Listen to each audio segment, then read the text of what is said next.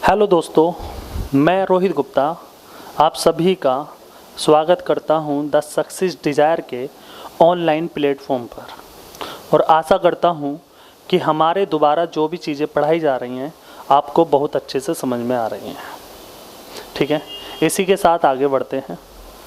और last video में हमने बताया था टोसेंट मेथड या साइक्लिसिटी थ्योरम। ठीक है, आज इस वीडियो में हम और दो नई थ्योरम पर बात करेंगे। अगर क्वेश्चन के डिनोमिनेटर में या डिविज़र में कोई बड़ी संख्या आ जाए तो उसको कम समय में कैसे करें, इस पर बात करेंगे। जैसे मान लीजिए क्वेश्चन ये है 3 की पावर 390 को 143 से डिवाइड करना है। किससे डिवाइड करना है? 3 की पावर 390 को 143 से डिवाइड करना है तो शेषफल क्या आएगा। अब सबसे पहला काम हमारा ये होगा, अगर मान लीजिए हमसे कुछ नहीं आता, हमने टोसेंट थ्योरम ही पढ़ी है, तो हम या तो सबसे पहले इसको बेसिक से करने की कोशिश करेंगे या फिर टोसेंट मेथड से करने की कोशिश करेंगे। तो बेसिक से करना तो थोड़ा टास्क इसमें हो जाएगा क्योंकि नीचे जो नंबर है वो एक बड़ा नंबर है और जब हम 390 को इससे डिवाइड करेंगे कहीं ना कहीं टाइम टेकन क्वेश्चन हो जाएगा। तो हम करते हैं सबसे पहले इसको टोसेंट मेथड से। तो सबसे पहले हम जानेंगे कि 143 का टोसेंट कितना आएगा। 143 का टोसेंट कितना आएगा? तो सबसे पहला काम हमारा ये है कि 143 को हमें प्राइम फैक्टराइजेशन करना है और 143 को जब हम डिवाइड करेंगे तो हम इसके प्राइम फैक्टराइजेशन देखेंगे क्या आएगा। 11 गुणा 13 आएगा। 11 गुणा 13 आएगा। ठीक है, अब हमें 143 का टोसेंट निकालना है तो 143 1 माइनस 1/11 दूसरे ब्रैकेट में 1 माइनस 1/13 ये आ जाएगा। इसी को थोड़ा सा और सोल्व करेंगे तो 143 गुणा में 10/11 गुणा में 12/13। 11 गुणा 13 143 होते हैं तो ये तो आपस में कट जाएंगे और 10 की गुणा 12 से करेंगे तो कितना आ जाएगा? 120। तो हम यहाँ पर कह सकते हैं कि 143 का जो टोसेंट आएगा वो कितना आएगा? 120 आएगा। 143 का टोसेंट कितना आएगा? 120 आएगा। अब 3 की पावर कितनी है? 390 है। अब हमें 120 से करना है डिवाइड। जब हम 120 से इसको डिवाइड करेंगे तो रिमाइंडर के रूप में हमें कितना मिलेगा? 30 मिलेगा। तो क्वेश्चन को थोड़ा कन्वर्ट करके हम लिख सकते हैं 3 की पावर 30 और अपॉन में क्या है? 143। लेकिन हमने टोसेंट मेथड लगाया उसके बाद भी हमारे लिए क्वेश्चन को सोल्व करना अभी भी क्या है? डिफ़िकल्ट है। क्यों? क्योंकि अभी भी पावर में क्या है? 30 है। तो जब भी ऐसा क्वेश्चन आए तो उसके लिए एक थ्योरम बनाई गई जिसका नाम है चाइनीज रिमाइंडर थ्योरम, या उसको दूसरे नाम से जानते हैं हम एलसीएम रिमाइंडर थ्योरम। उस पर बात करते हैं। ठीक है, और वो थ्योरम कब लगानी है?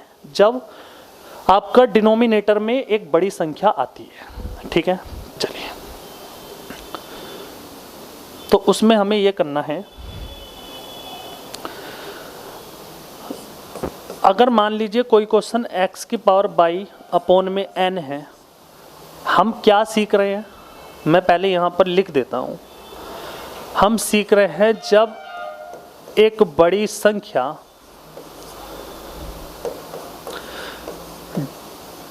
डिवीज़र में होती है, डिवीज़र में होती है तो उसका रिमाइंडर बताने के लिए हम जिस थ्योरम का यूज कर रहे हैं उसका नाम है चाइनीज रिमाइंडर थ्योरम या LCM remainder theorem.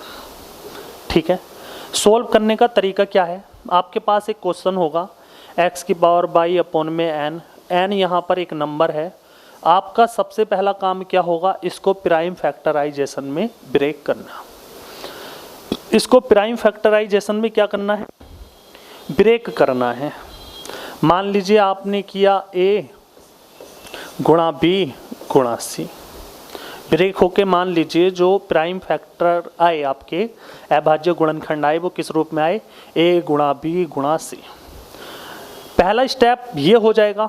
Second step में आपको क्या करना है, जो आपका नोमिनेटर में दिया है x की पावर बाई, इसको पहले गुणनखंड से कीजिए डिवाइड, पहले गुणनखंड से कीजिए डिवाइड। आपने a से डिवाइड किया और आपने पाया कि रिमाइंडर के रूप में क्या आया, r आया। फिर आपने x की पावर बाई को फिर से डिवाइड किया दूसरे प्राइम फैक्टर से और आपने देखा अभी भी रिमाइंडर कितना आया, r आया। फिर आपने x की पावर बाई को डिवाइड किया c से और आपने पाया कि अभी भी रिमाइंडर क्या आया, आ रहा है। अगर इंडिविजुअल या अलग अलग फैक्टर से जब हम ऊपर वाली संख्या को डिवाइड करते हैं और हम पाते हैं कि तीनों जगह रिमाइंडर आया सेम, तीनों जगह या चार जगह जितने भी फैक्टर होंगे, जितनी बार भी हम डिवाइड करेंगे, अगर सब जगह रिमाइंडर आया आपका सेम, तो हम कह सकते हैं अगर इससे रिमाइंडर आर आया, इससे भी रिमाइंडर आर आया, इससे भी रिमाइंडर आर आया, तो हम कह सकते हैं कि x की पावर बाई को जब हम n से डिवाइड करेंगे तो इससे भी रिमाइंडर कितना आएगा, आर आएगा। और यही हमारा क्या हो जाएगा, आंसर हो जाएगा। समझ पा रहे हो इतनी बात? ये दूसरी थ्योरम है, चाइनीज रिमाइंडर थ्योरम। अच्छा, रिमाइंडर सेम नहीं आएगा तो वो बाद में बताऊंगा मैं थ्योरम, फिलहाल तुम इसको समझो ना। अगर रिमाइंडर सेम आएगा तो जिस संख्या से हम डिवाइड करते हैं उससे भी रिमाइंडर क्या आएगा, वही आएगा। इस पर बेस्ड एक क्वेश्चन ले लेते हैं। क्वेश्चन क्या है बहुत समझ लो। क्वेश्चन है 3 की पावर 481 और अपोन में कितना है, 35 है। 3 की पावर 481 को अगर 35 से डिवाइड कर दिया जाए तो शेषफल क्या आएगा। अब नीचे एक बड़ी संख्या आ गई, इसको प्राइम फैक्टराइजेशन में कन्वर्ट कर लीजिए। 5 गुणा 7 इसके क्या आ जाएंगे, 2 अभाज्य गुणनखंड आ जाएंगे। आ गए, ठीक है। पहला स्टेप कंप्लीट। दूसरे स्टेप पे आइए। दूसरे स्टेप में बोला गया कि 3 की पावर जो 481 है, आप सबसे पहले कीजिए 5 से डिवाइड। आपने 5 से डिवाइड किया और इसको 5 से डिवाइड करोगे तो रिमाइंडर कितना आएगा, आप कहोगे 5 का टोसेंट 4, और 4 से जब आप 481 को डिवाइड करोगे तो रिमाइंडर के रूप में 1 आएगा। तो इसी क्वेश्चन को कन्वर्ट करके लिख सकते हैं 3 की पावर 1/5 और रिमाइंडर के रूप में जो हमें मिलेगा वो कितना मिलेगा, 2 मिलेगा। रिमाइंडर के रूप में कितना मिलेगा, 2 मिलेगा। क्लियर है इतनी बात? अरे समझ पा रहे हो ना? उसके बाद अब हमें 3 की पावर 481 को डिवाइड करना है 7 से, और हमने देखा कि 7 भी अभाज्य संख्या है और इसका टोसेंट 1 इससे कम आएगा, 6 आएगा, और 6 से जब हम 481 को डिवाइड करेंगे तो रिमाइंडर के रूप में 1 आएगा। 3 की पावर 1 को जब हम 7 से डिवाइड करेंगे तो रिमाइंडर कितना आ जाएगा, 3। सॉरी, यहाँ रिमाइंडर 2 नहीं 3 आ जाएगा। यहाँ पर रिमाइंडर 2 नहीं 3 आएगा। जब 3 को 5 से डिवाइड करोगे तो रिमाइंडर के रूप में 3 आएगा, और रिमाइंडर के रूप में यहाँ पर भी कितना आया, 3 आया। जब हमने इंडिविजुअल 5 से डिवाइड किया इसको तो रिमाइंडर 3 आया, 7 से डिवाइड किया तो रिमाइंडर 3 आया। अगर इन दोनों संख्याओं से रिमाइंडर 3 आया तो हम कह सकते हैं कि अगर 3 की पावर 481 को आप 35 से डिवाइड करोगे तो भी रिमाइंडर कितना आएगा, 3 आएगा। क्या आप दूसरी थ्योरम भी समझ गए? बताइए, दूसरी थ्योरम भी समझ में आ गई? चाइनीज रिमाइंडर थ्योरम या एलसीएम रिमाइंडर थ्योरम समझ पाए? चलिए आगे बढ़ते हैं। एक क्वेश्चन और लेंगे। क्वेश्चन है 9 की पावर 456, 9 की पावर 456 को अगर 91 से डिवाइड कर दिया जाए तो शेषफल क्या आएगा? तो शेषफल क्या आएगा, आपसे ये पूछा है। तो 91 को अभाज्य गुणनखंड में जब आप ब्रेक करोगे तो आप पाओगे कि 13 सत्ते 91, तो 7 गुणा 13, ठीक है। पहला स्टेप कंप्लीट। सेकंड स्टेप में ये था कि 9 की पावर 456 को आप डिवाइड कीजिए पहले वाले नंबर से, ये पहला नंबर है, ये दूसरा। पहले नंबर से 7 से डिवाइड करोगे तो 7 का टोसेंट 6 होता है, और 456 को जब आप 6 से डिवाइड करोगे तो रिमाइंडर के रूप में कितना मिलेगा, तो 6 से डिवाइड करो, 7 छंग 42, 3 बचा 36 हो गया, 6 छंग 36, तो 456 6 से एग्जैक्ट डिवाइड हो गया, तो यहाँ पर रिमाइंडर के रूप में क्या आया, 0 आया। और अभी भी 7 से डिवाइड करना है। किसी भी संख्या की पावर 0 होती है उसका मतलब 1 होता है, तो यहाँ पर जो हमें रिमाइंडर के रूप में मिला वो क्या मिला, 1 मिला। ठीक है, उसके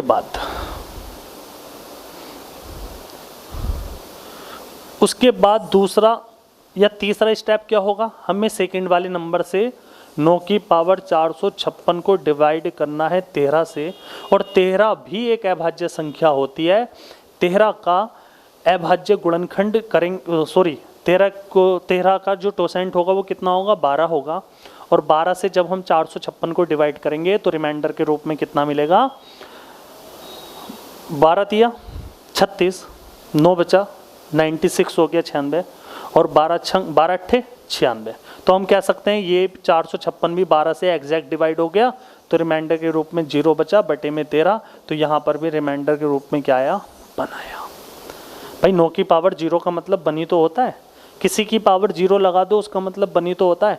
अब दोनों जगह अगर हमारा रिमाइंडर 1 आया तो हम कह सकते हैं फाइनल आंसर में कि 9 की पावर 456 को जब आप 91 से डिवाइड करोगे तो रिमाइंडर के रूप में आपको क्या मिलेगा, 1 मिलेगा। क्या मिलेगा आपको, 1 मिलेगा। क्या समझ पा रहे हो इस बात को भी, हैं समझ पा रहे हो? चलिए स्क्रीनशॉट ले लो एक बार, स्क्रीनशॉट ले लो एक बार, फिर आगे बढ़ते हैं।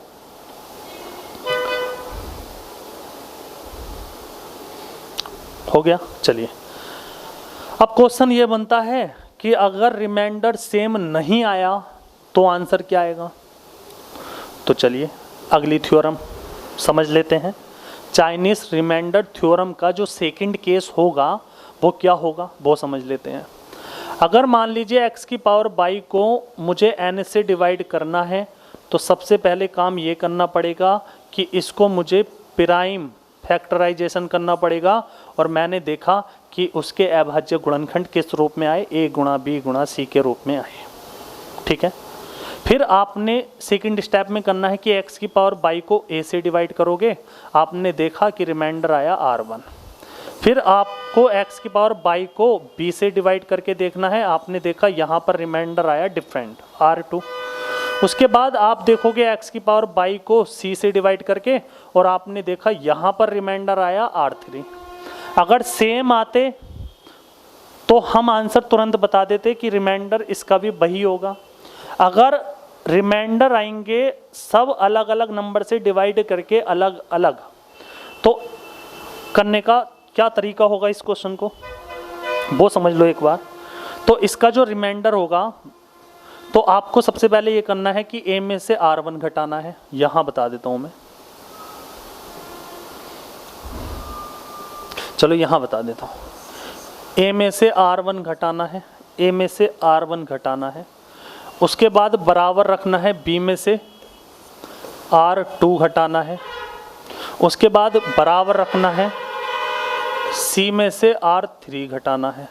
अगर ये तीनों चीज़ें बराबर आ गई तो इनके बराबर एक कोसेंट रख लेना, क्या के। ठीक है, इसके बराबर क्या रखना है, एक कांस्टेंट रख लेना के। तो उसका जो रिमाइंडर होगा वो क्या होगा वो समझ लो जरा आप। इसका जो रिमाइंडर होगा वो क्या होगा कि जिन संख्याओं से हमने डिवाइड किया था ए बी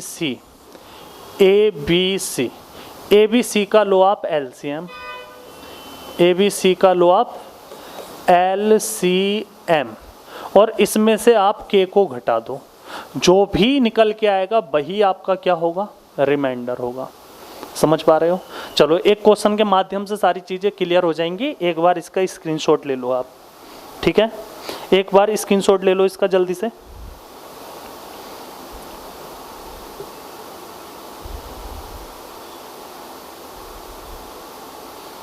ठीक है, चलिए अब एक क्वेश्चन इस पर बेस्ड करा देते हैं। क्वेश्चन है 21 की पावर 962 को डिवाइड करना है 221 से, तो शेषफल क्या आएगा। 21 की पावर 962 को आपको डिवाइड करना है 221 से, तो शेषफल क्या आएगा? अब एक बड़ा नंबर हो गया 221, इसको अभाज्य गुणनखंड में तोड़ोगे तो किससे कट रहा है? 11 से तो नहीं कट रहा, 13 से, 13 एकम 13, कितना बचा? 9, 91, 13 सत्ते 91। तो 221 के जो गुणनखंड आएंगे वो कितने आएंगे? 13 गुणा 17। तो पहला स्टेप कंप्लीट। सेकंड स्टेप में क्या है? सेकंड स्टेप में ये है कि आपको 21 की पावर 962 को डिवाइड करना है पहले गुणनखंड से 13 से, और जब आप डिवाइड करोगे तो हमें पता है 13 का टोसेंट कितना होता है? 12 होता है। 962 को जब आप 12 से डिवाइड करोगे तो रिमाइंडर के रूप में कितने मिलेंगे? 2 मिलेगा। क्यों? अगर 960 होता तो 12 से एग्जैक्ट डिवाइड हो जाता, 12 8 96 80 12, लेकिन 2 एक्स्ट्रा है तो हम कह सकते हैं 21 की पावर 2 को अभी भी 13 से डिवाइड करना है। अब 21 की पावर 2 को 13 से डिवाइड करोगे तो रिमाइंडर के रूप में यहाँ कितना बचेगा? 8। 8 की पावर 2 का मतलब 64 को 13 से डिवाइड करोगे तो रिमाइंडर के रूप में कितना पाओगे? 12 पाओगे। रिमाइंडर के रूप में कितना मिलेगा? 12 मिलेगा। क्लियर है इतनी बात भी? उसके बाद अब 21 की पावर 962 को डिवाइड करना है 17 से, और 17 का टोसेंट कितना होता है? 16 होता है। अगर 960 होता तो 16 से एग्जैक्ट डिवाइड हो जाता है 962, तो 16 से डिवाइड करने के बाद भी जो रिमाइंडर बचेगा वो कितना बचेगा? 21 की पावर 2 की को 17 से अभी डिवाइड करना है। यहाँ रिमाइंडर के रूप में 4 आ जाएगा, 4 का वर्ग 16 को 17 से डिवाइड करेंगे तो रिमाइंडर के रूप में कितना मिलेगा? 16 मिलेगा। ठीक है। अगर यहाँ पर रिमाइंडर दोनों जगह सेम होते तो मैं कह सकता था कि 21 की पावर 962 को जब आप 221 से करोगे तो उनका रिमाइंडर भी वही आएगा जो यहाँ पर आता, दोनों जगह अगर सेम होता तो पहली वाली थ्योरम लग जाती, पहला केस लग जाता। सेकंड केस मैंने आपको बताया अगर रिमाइंडर अलग अलग हैं, मान लो ये R1 है या R2 है, अगर रिमाइंडर अलग अलग हैं तो हम चेक करेंगे कि जिससे डिवाइड करते हैं उसमें से रिमाइंडर घटाया, 13 में से अगर 12 घटाऊंगा तो मुझे कितना प्राप्त होगा? 1। उसके बाद 17 में से अगर 16 घटाऊंगा तो भी मुझे कितना प्राप्त होगा? 1। इस 1 को k के बराबर रखना है तो यहां से मुझे पता चला k की वैल्यू कितनी आई? 1 आई। k की वैल्यू कितनी आई? 1 आई। उसके बाद इस कंडीशन का जो रिमाइंडर होता था वो ये होता था कि जिससे आप डिवाइड कर रहे हो उन नंबर का एलसीएम, तो 13 और 17 का एलसीएम तो 221 ही आ जाएगा, और माइनस का k, और k की वैल्यू कितनी है? 1, तो हम कह सकते हैं रिमाइंडर कितना आ जाएगा? 220 आ जाएगा। क्लियर है इतनी बात? अरे समझ पा रहे हो ना? चलो 1 मिनट का समय और लूँगा, इस चीज़ को दोबारा मैं आपको रिवीजन बता देता हूँ, रिपीट कर देता हूँ। जब एक बड़ा नंबर आता है तो उसको आप अभाज्य गुणनखंड में ब्रेक कर लीजिए, इंडिविजुअल इन नंबर को डिवाइड कर दीजिए। डिवाइड करने के बाद आपने देखा कि पहले का रिमाइंडर 12 आया, दूसरे का रिमाइंडर 16 आया। अगर सेम आता तो पहली वाली थ्योरम फॉलो हो जाती। अब डिफरेंट आया है तो उसका ये तरीका था, हम चेक करेंगे जिससे डिवाइड किया है अगर उसमें से रिमाइंडर घटा दें तो कितना प्राप्त हो रहा है? 1। यहाँ पर भी कितना प्राप्त हो रहा है? 1। अगर दोनों चीज़ें बराबर आती हैं तो इसको रखो k के बराबर है, तो यहाँ से पता चला k की वैल्यू आई 1। और इस केस में जो रिमाइंडर होता है वो ये होता है कि सभी फैक्टर का एलसीएम लो। एलसीएम क्या आएगा? 13 और 17 का एलसीएम आएगा 221, और उसमें से k की वैल्यू को कर दो माइनस, तो 221 में से 1 घटाएंगे कितना आएगा? 220।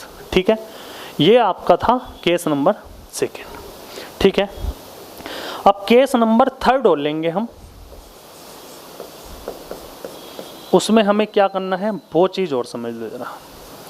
अब क्वेश्चन ये भी तो बनता है कि यहाँ पे आपने 13 में से 12 घटाया बनाया, 17 में से 16 घटाया बनाया, अगर किसी कंडीशन में बराबर घटने के बाद ना आए तो कैसे करें? अगर भाई ऐसा भी तो हो सकता है ना कि बराबर ना आए घटने के बाद, तो कैसे करेंगे उसको समझ लो। वो केस 3 हो जाएगा आपका। मान लीजिए x की पावर y को आपने डिवाइड करना है n से, तो सबसे पहला काम कि इसको अभाज्य गुणनखंड में तोड़ लीजिए। मान लीजिए आपने ऐसे तोड़ दिया। तोड़ने के बाद आप इंडिविजुअल x की पावर बाई को a से डिवाइड करोगे, माना आपका रिमाइंडर आया r1। x की पावर बाई को जब आप b से डिवाइड करोगे तो मान लीजिए आपका रिमाइंडर आया r2।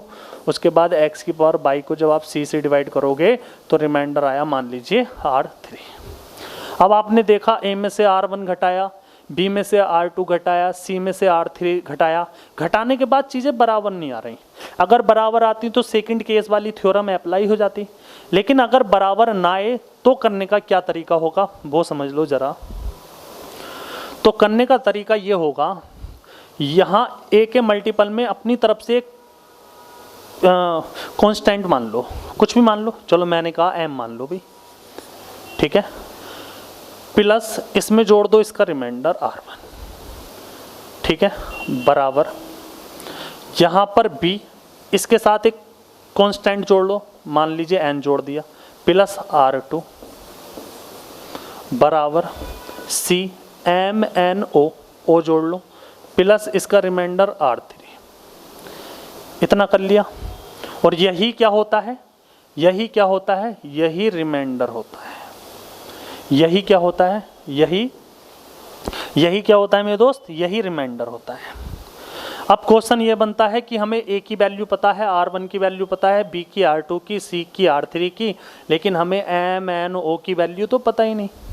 तो ये चीज़ आपको खुद एनालाइज करनी पड़ेगी कि यहाँ पे m की वैल्यू और n की वैल्यू क्या रखें कि चीज़ें आपस में बराबर हो जाएं, यह आपको खुद सोचना पड़ेगा, ठीक है।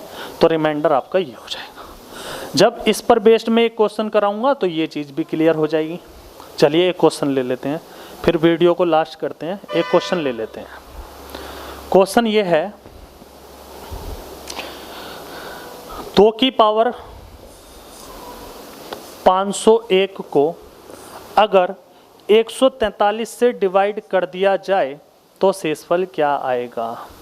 यहाँ पे लिख देता हूँ मैं, 2 की पावर 501 को 2 की पावर 501 को अगर 143 से डिवाइड कर दिया जाए तो शेषफल क्या आएगा। तो शेषफल क्या आएगा इसको समझ लो। सबसे पहले अभाज्य गुणनखंड में तोड़ना है, 11 गुणा 13 में टूट जाएगा। फिर दूसरा स्टेप में ये करना है, 2 की पावर 501 को हम 11 से डिवाइड करेंगे और रिमाइंडर देखेंगे कितना आ जाएगा। तो 11 का टोसेंट 10, 501 को 10 से डिवाइड करेंगे, रिमाइंडर के रूप में 1 बचेगा, तो रिमाइंडर कितना आ जाएगा, 2 आ जाएगा। उसके बाद 2 की पावर 501 को हम डिवाइड करेंगे 13 से, और 13 का टोसेंट कितना होता है, 13 का टोसेंट 12 होता है। 501 को जब आप 12 से डिवाइड करोगे तो रिमाइंडर के रूप में कितना पाओगे, 2 की पावर वही लगा दो और फिर आपको 13 से डिवाइड करना है। तो 501 को आप 12 से डिवाइड करो, 12 चौक 48, कितना बचा, 2 बचा, 21 हो गया, 12 कम 12, तो रिमाइंडर कितना बचेगा, 9। तो 2 की पावर 9 को डिवाइड किससे करना है, 13 से करना है। भाई 2 की पावर 9 को किससे डिवाइड करना है, 13 से। और 2 की पावर 9 की क्या वैल्यू होती है कोई बताएगा, 512 होती है। 13 से डिवाइड करोगे तो रिमाइंडर क्या आएगा बताओ, 13 चौका 52। अगर यहाँ पर 512 की जगह 520 होता तो एग्जैक्ट डिवाइड हो जाता, तो हम कह सकते हैं रिमाइंडर के रूप में क्या आएगा, -8। -8 बता नहीं सकते, इसलिए +8 हमें बताना है, और +8 क्या होगा, 13 में से 8 गए 5। तो यहाँ पर इसको सोल्व करने के बाद रिमाइंडर क्या आया, 5। पहले को डिवाइड किया तो रिमाइंडर आया 2, यहाँ आया 5। अगर सेम आता तो पहला केस बनता। सेकंड केस में इनका अंतर 11 और 2 का अंतर 9, 13 और 5 का अंतर जो भी आता, अगर वो सेम होता तो केस नंबर सेकंड बनता। लेकिन केस थर्ड क्या है, यहाँ पर एक कोफिशिएंट मान लो x, तो 11x + 2 बराबर में रखना है 13y + 5, 13y + 5। और यही क्या है आपका रिमाइंडर, यही क्या है आपका रिमाइंडर। क्या ये रिमाइंडर है, अरे नहीं भाई ये रिमाइंडर नहीं है। अब आपको ये करना है कि x और y की वैल्यू आपको अपने आप से एनालाइज करनी है, अपने आप से सोचना है। x और y की ऐसी क्या वैल्यू रखूं कि ये दोनों चीज़ें आपस में बराबर हो जाएं। चलिए सबसे पहले हम रख के देखते हैं x बराबर 1। जब x बराबर 1 रखूंगा तो इधर आ जाएगा 13, तो y की ऐसी क्या वैल्यू रखूं कि यहाँ पर भी 13 आ जाए। बताओ, y की वैल्यू सबसे छोटी आप 1 भी रखोगे तो भी जोड़ के कितना आ रहा है 18। इसका मतलब x की वैल्यू 1 तो नहीं रखनी पड़ेगी। x की वैल्यू अगर 2 रखूंगा यहाँ पे तो 11 दूनी 22, कितना आ जाएगा 24। तो y की ऐसी क्या वैल्यू रखूं कि यहाँ पे 24 आ जाए। तो आप कहोगे अगर 1 रखोगे तो 18 आ रहा है और 2 रखोगे तो 13 दूनी 26 और 5 31, तो भी ये चीज़ सेटिस्फाई नहीं हो रही। इसका मतलब यहाँ पर x की वैल्यू 2 भी नहीं है। x की वैल्यू 3 रखेंगे तो कितना आ जाएगा यहाँ पर 35। तो y की वैल्यू ऐसी क्या रखूँ कि यहाँ पे भी 35 आ जाए।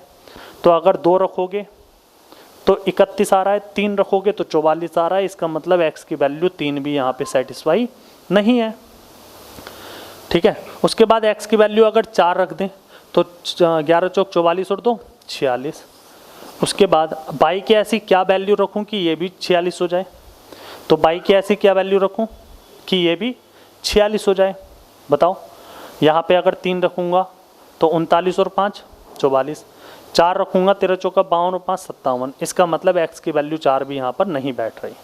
x की वैल्यू अगर 5 रखता हूँ तो 11 पंजे 55 और 2 57।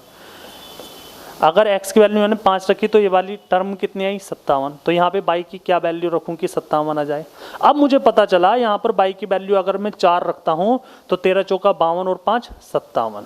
अब ये दोनों चीज़ें किस वैल्यू पर सेम आई। तो आप कहोगे x की वैल्यू आपने 4 रखी और y की वैल्यू x की वैल्यू आपने 5 रखी और x की वैल्यू 5 रखी और y की वैल्यू कितनी रखी 4 रखी। इन दोनों वैल्यू रखने के बाद क्या होता है, लेफ्ट हैंड साइड और राइट हैंड साइड आपकी क्या आ जाती है, सेम आ जाती है।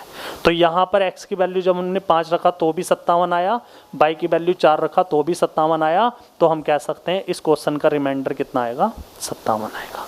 समझ पा रहे हो आप इतनी बात।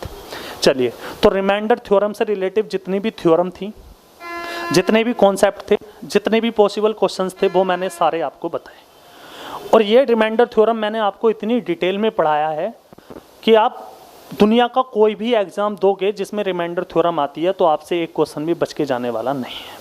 ठीक है, अगर इसी टाइप से डिटेल में चीज़ों को पढ़ना है तो एक बार कमेंट करके बताना कि ऐसे ही डिटेल में पढ़ाओ। डिटेल पसंद नहीं आ रही हो, समय कम हो, एग्ज़ाम नज़दीक हो, तो आप हमें इस बात पे भी सजेस्ट कीजिए कि हमें एग्ज़ाम से रिलेटिव चीज़ों को थोड़ा ऊपर से पढ़ा दो, तो हम उस पर वर्क करेंगे। ठीक है, जो भी आपको सजेशन देना है हमारी टीम को या किसी भी टीचर को, तो आप कमेंट बॉक्स में हमें बता सकते हो। ठीक है, चलिए, तो अब नेक्स्ट वीडियो में मिलेंगे। तब तक के लिए थैंक यू सो मच, और वीडियो को लाइक कीजिए, चैनल को सब्सक्राइब कीजिए। Thank you so much. Okay, bye, take care.